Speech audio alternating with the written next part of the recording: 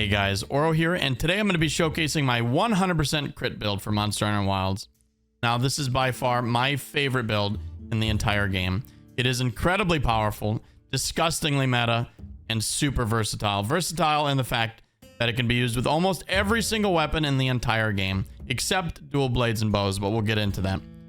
How do we achieve 100% crit chance, aka affinity?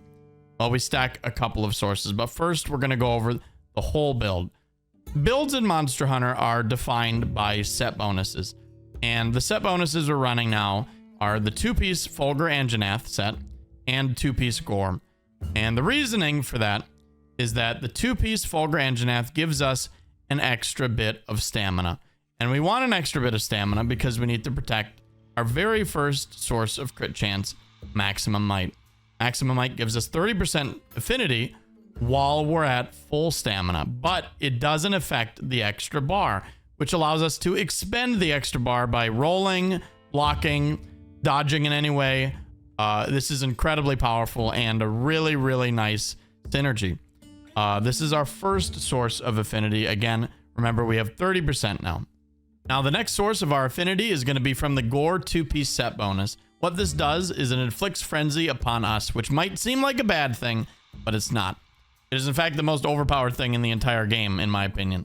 All you have to do is attack the monster in a certain amount of time, and you'll be able to cleanse the frenzy, and you'll get a buff. And this buff gives you a flat 10% affinity. However, combined with antivirus, which we can socket into our gear, we can get up to 15% more affinity after recovering from frenzy, which gives us a total of 25% affinity on top of our 30%, for a total of now 55% affinity for just playing the game.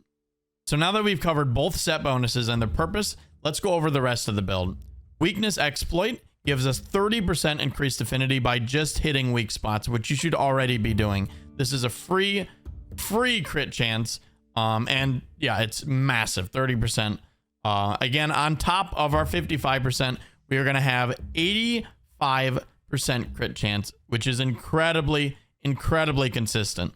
And the last 5% is going to come from Agitator. Now, Agitator is only active when a monster is enraged, but in multiplayer, and most of the time you're fighting the monster, they're usually enraged. You know, they scream 5 seconds after fighting him, and boom, you get this bonus, plus 8 attack. So this brings us up to 90% affinity. And you guys are probably wondering, where do we get the last 10%? Well, you guessed it, it's in our weapon. As you can see, our weapon has 10% affinity, and you can get this easily by running an Ardian weapon with just one roll of affinity. Now that we've achieved 100% crit, let's go over the rest of the build. So each weapon is going to require different decorations. However, I consider the critical jewel to be an absolute must-have on this build. Reason being is that even level 1 increases our crit damage by 28%. Up to level 5, which increases up by a whopping 40%. So yes, you want at least one crit boost on this build, on your weapons, no matter what. The rest of the decorations for this build are set in stone.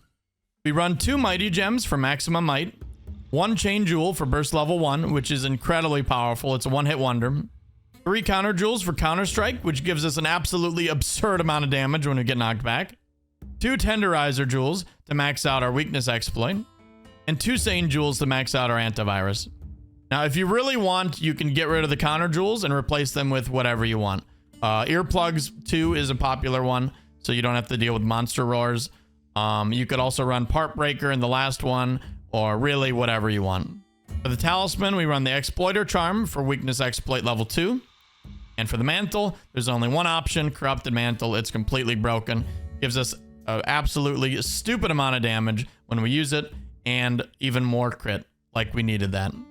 Lastly, let's talk about your weapon. You're going to want to craft an Ardian weapon with all 3 attack and paralysis parts. Then you pray to RNGesus for all 5 slots to roll attack boost, because that's your best in slot.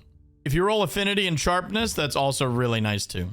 And lastly, when our gear is fully upgraded with our armor charm, we get up to 367 defense. You just have to watch out for dragon attacks, because their dragon res is -9. So that's the build. Thank you again so much for watching, guys. I really hope you enjoyed the video, and if you did, be sure to subscribe for more fair and balanced builds coming real soon. See you next time. Peace.